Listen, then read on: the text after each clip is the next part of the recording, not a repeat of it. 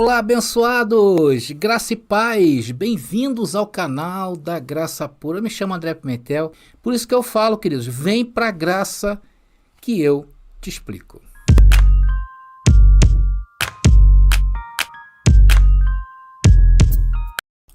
Meus amados irmãos, minha família da fé, eleitos, predestinados, homens e mulheres que tem um chamado especial. Você é especial, querido. Sabia disso? Que você é especial? Bom, queridos, primeiramente, nesta mensagem, o que nós temos que mostrar ou lembrar, né, é como o sistema religioso desenvolveu essa doutrina do mal, né?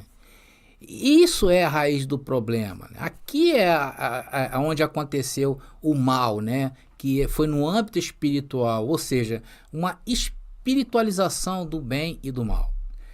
Geralmente eles usam textos como Ezequiel capítulo 28, capítulo 27, 28, Isaías capítulo 14, que eu vou tratar na outra mensagem, a segunda parte, né? Entre outros aí que a gente vai trazer no decorrer dessa mensagem. Para quê? Para afirmarem que um dia na eternidade houve uma rebelião, né? Houve uma rebelião no céu, né? Os anjos de luz de repente foram transformados em seres espirituais do mal por causa de Lúcifer, que os seduziu, né? E queriam tomar o trono de Deus. Essa história toda que a gente conhece, ela é contada pela cristandade por todo o mundo. Infelizmente, os irmãos sabem que muitos poucos no sistema religioso levam a sério as questões de interpretações, tá? Vocês notem que até mesmo a questão de seminário, né, dentro do sistema religioso, ela é de certa forma maldita. Eu já passei por isso. Se você pertence a uma igreja, por exemplo, em que você fala que você vai estudar teologia, logo a liderança já fica de olho em você, né? Então, por quê? Porque lá eles não levam a sério a questão da interpretação, da questão de saber do que quer dizer no seu original, no hebraico, né? Na verdade, eles querem que vocês, né, quem está no sistema religioso, claro, continuem acreditando na existência de um ser espiritual, que é o caso que nós estamos falando. Eles querem que vocês acreditem que o pecado ainda é possível ser realizado e ser praticado nos dias de hoje. Eles creem, por exemplo, que o dízimo também é uma atitude para os dias de hoje. Ou seja, eles não querem contextualizar vocês. Então, eles, em relação ao que nós estamos falando, em relação ao mal, né, eles creem que a origem do mal se deu no mundo espiritual e não no material. Geralmente, se nós formos notar no sistema religioso, existe um fanatismo muito grande, né, por parte de muitas pessoas e a ganância pelo dinheiro dos seus líderes, né? Então eles não querem considerar estudar para aprenderem, né? São mentes que acabam o quê? Sendo cauterizados pelo ensino folclórico, porque vira folclore. Se você pegar textos isolados, nós estamos fazendo estudo de Apocalipse, que a questão do 666 é uma questão tão assim, para aqueles dias, para os judeus envolvidos ali na questão do final ali, quando houve a guerra entre Roma e Israel, ou Roma e os hebreus e os judeus, é tão patente aquilo ali, que se a gente tirar, por exemplo, do contexto 666 para os dias de hoje, é algo patético, é algo infantil. Mas eles não querem saber disso. Irmãos, isso é tão verdade que eu estou falando, que até os estudantes da Bíblia, e que são sérios lá do sistema religioso, os líderes não veem com os bons olhos. Essas pessoas são marginalizadas. Então, o meu objetivo nessa mensagem é dar a vocês uma interpretação limpa da questão da espiritualização do bem e do mal. Mas antes de entrar propriamente no tema, né, um tema que nós vamos explorar, eu preciso passar para vocês alguns textos para ressignificarmos, para aí sim avançar e provar que não existe a espiritualização do bem e do mal. Então vamos começar, tá? Vamos começar mostrando um texto muito famoso, que é onde aqui se criou uma narrativa bíblica falsa da espiritualização do mal e, claro, também do bem. Porque se existe o mal, no âmbito espiritual representado por um ser espiritual, o diabo, existe o bem, um ser espiritual representado por Deus. Vamos a Ezequiel capítulo 27, versículo 1 primeiro. Está lá escrito: recebi esta mensagem do Senhor. Irmãos, como é nosso costume, eu vou trazer um pouco aqui do contexto histórico e cultural dessa parte aí de Ezequiel, tá legal? Ezequiel era sacerdote e profeta na época em que Israel estava escravo, estava no exílio, tinha sido capturado pelos babilônicos, né, pela Babilônia. Isso ocorreu após a conquista da cidade de Jerusalém, lá pelo rei Nabucodonosor, né, II, tá? Na Babilônia, lá em 587 a.C. Ezequiel, irmãos, profetizou durante um momento de grande crise, de grande desespero para o povo de Israel. Havia tido uma destruição, havia um lamento, né, que eu vou explicar para vocês o que significa lamento na profecia. Havia sido dado um juízo contra Israel. E Israel foi detido e levado cativo para a Babilônia. Houve a destruição do templo, como nós estamos vendo no ano 70. Nesse tempo também havia sido tudo destruído. Então o povo estava no exílio. Isso trazia grande tormento, grande sofrimento, grande desesperança. Ezequiel recebeu suas visões e mensagens proféticas enquanto acontecia esse período. E suas palavras eram direcionadas ao povo judeu que estava disperso na Babilônia. Aqui no capítulo 27, Ezequiel profetiza contra a cidade de Tiro, uma importante cidade comercial marítima da época. Por quê? Porque ali haviam portos. E onde havia porto, o mundo daqueles dias, a terra habitada daqueles dias, passava obrigatoriamente por essas cidades marítimas. E Ezequiel, ele usa, atenção, uma linguagem poética e simbólica, como era comum entre as profecias judaicas. Era comum um tipo de linguagem que você vai ver aí, para descrever o quê? A grandeza e a riqueza dessa cidade de Tiro, bem como a sua queda iminente devido à arrogância de seu rei, à injustiça que havia naquele lugar. Agora, uma pergunta eu faço: por que os profetas usavam esse tipo de linguagem em suas profecias? Existia uma razão para isso. Vocês sabem quais são? Então, o primeiro era o impacto emocional.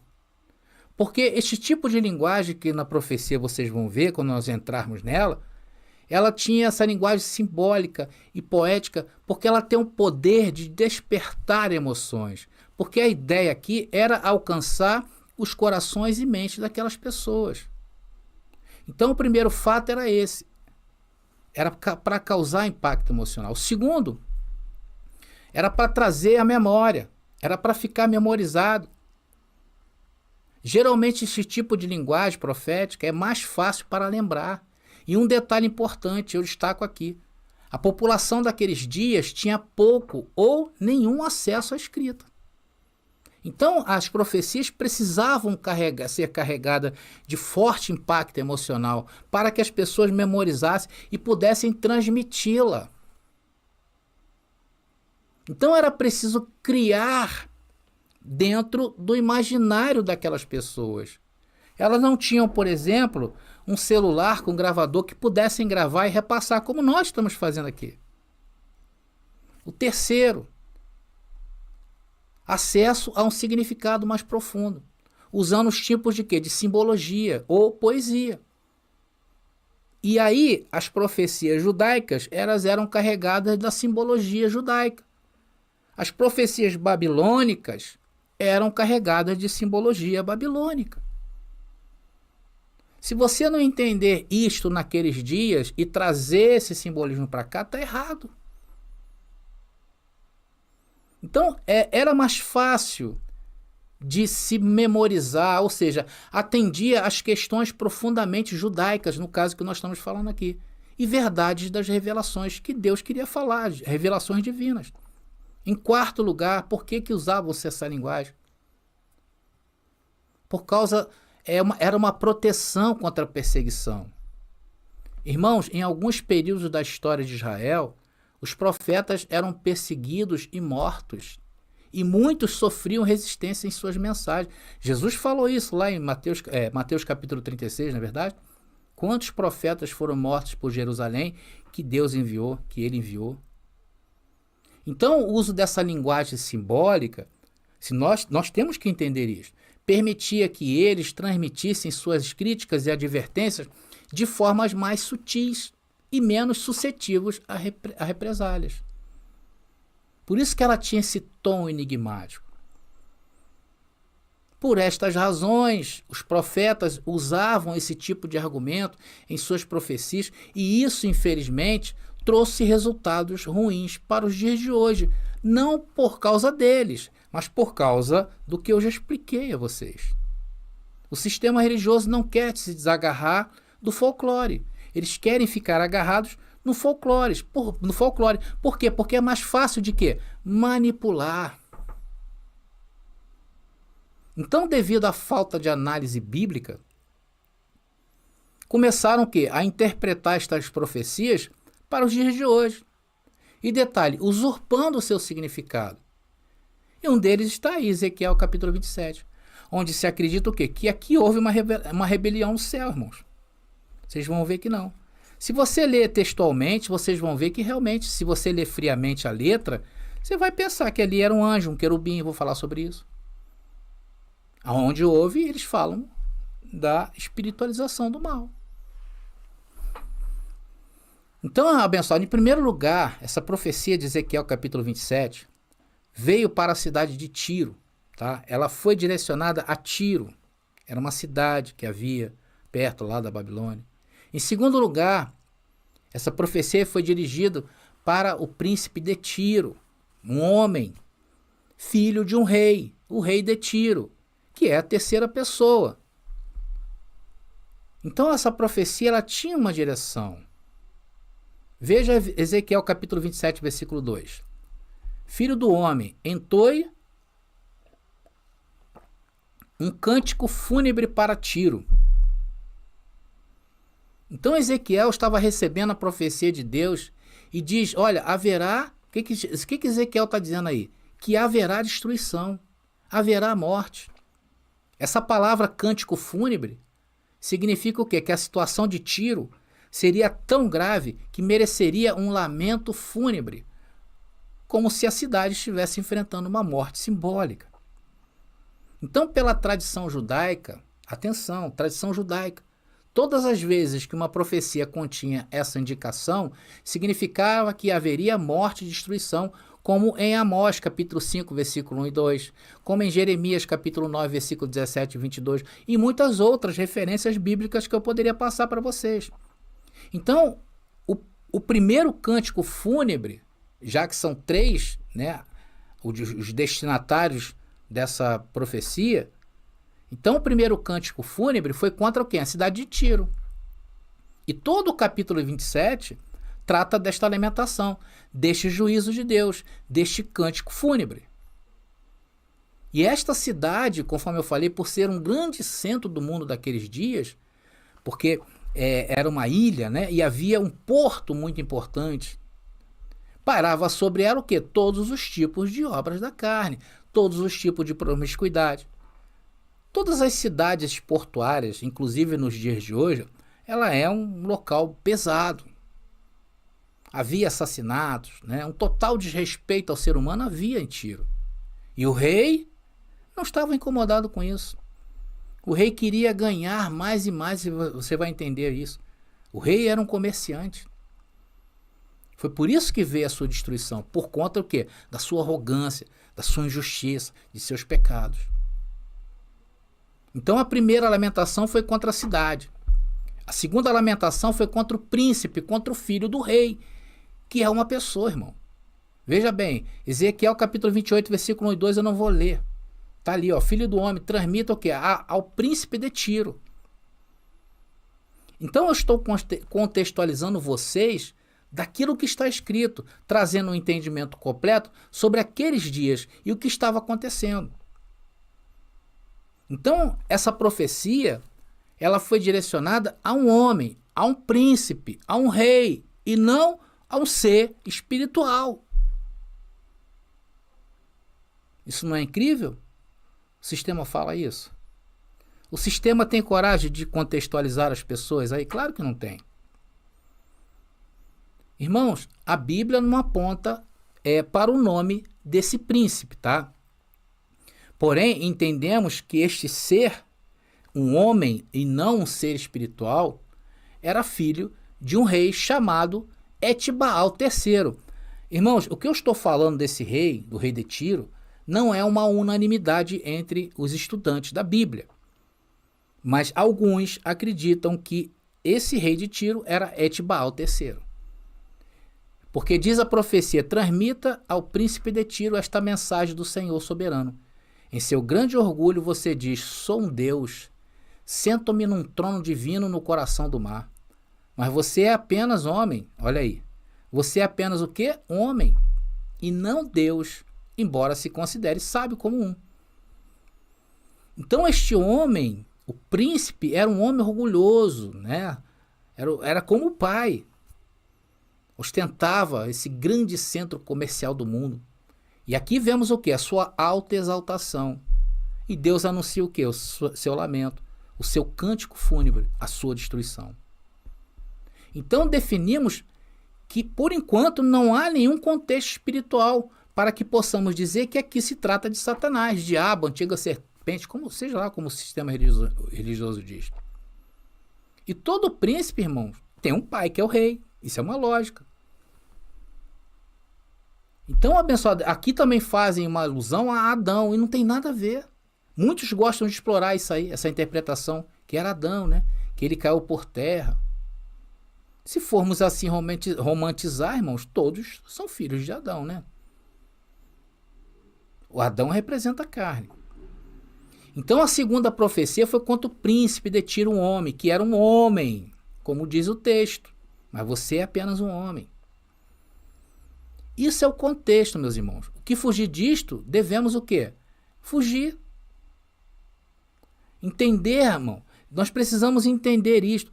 Lembrando, queridos, que nós estamos tratando de uma profecia dirigida a homens. Eu tenho que falar isso toda hora. E que foi usado uma linguagem o quê? Profética, tipicamente judaica. Uma alegoria, uma poesia, um símbolo para indicar verdades que aconteceriam. E não há paralelismo entre nenhum texto bíblico em referência a um ser espiritual do mal. Não há. Por que não há paralelismo? Porque não existe nas Escrituras um versículo contundente falando haver uma guerra espiritual no céu. Não há, abençoados. Como não há inferno, foi uma coisa descontextualizada.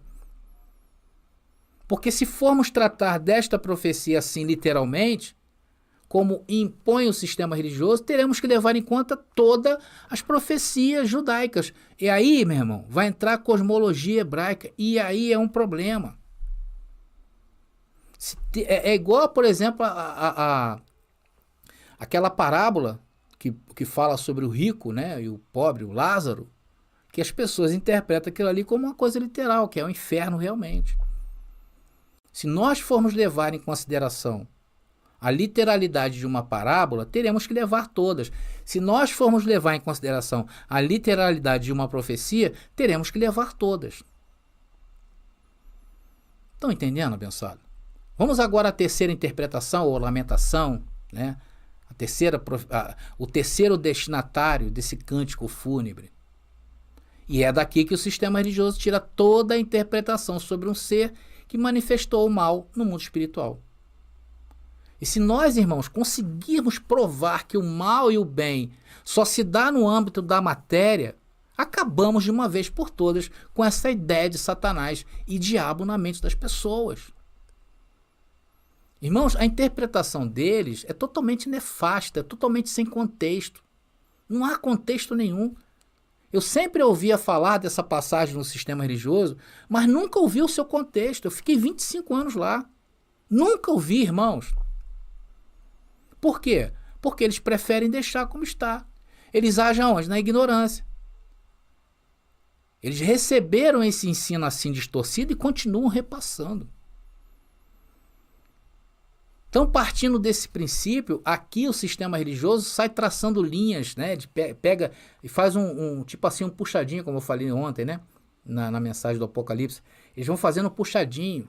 Aí pega essa profecia de Ezequiel, vão lá em Isaías, costuram lá em Apocalipse, vai lá em Mateus, a manifestação, vão lá no que Jesus diz e traz sem um contexto.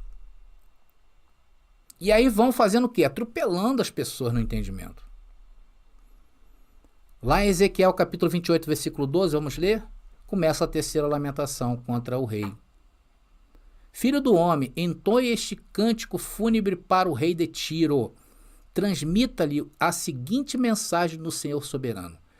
Você era o modelo da perfeição, cheio de sabedoria e beleza. Irmãos, é uma lógica, isso aqui é uma lógica, tá? É uma profecia. A primeira foi contra um lugar, Tiro. A segunda foi contra o príncipe e agora estamos analisando o rei daquele lugar.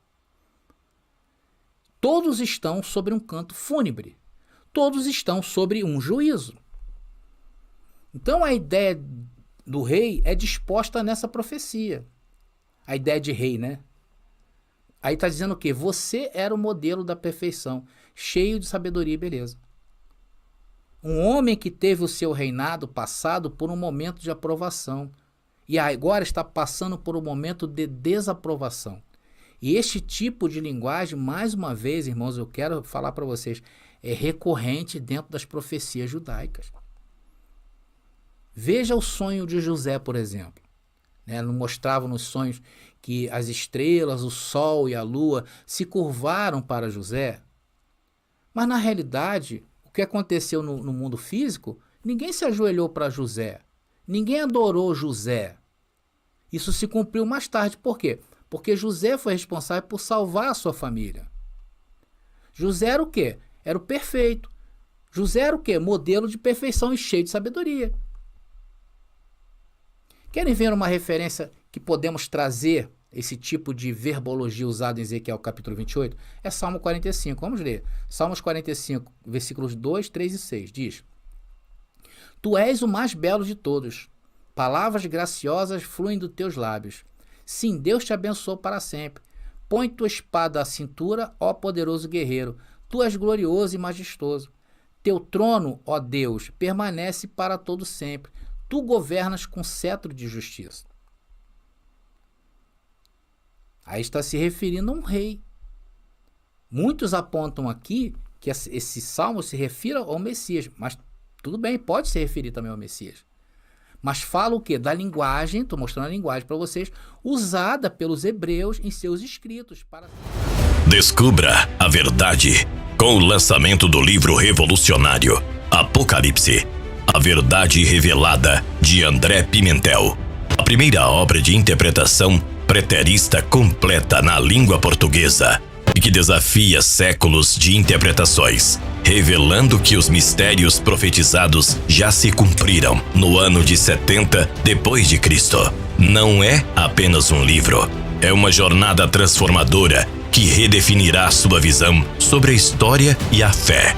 Disponível agora. Para adquirir, contate-nos via WhatsApp no 21 977 87 46 68. Não espere mais. Embarque nessa descoberta e permita que a verdade altere sua vida. Somos o povo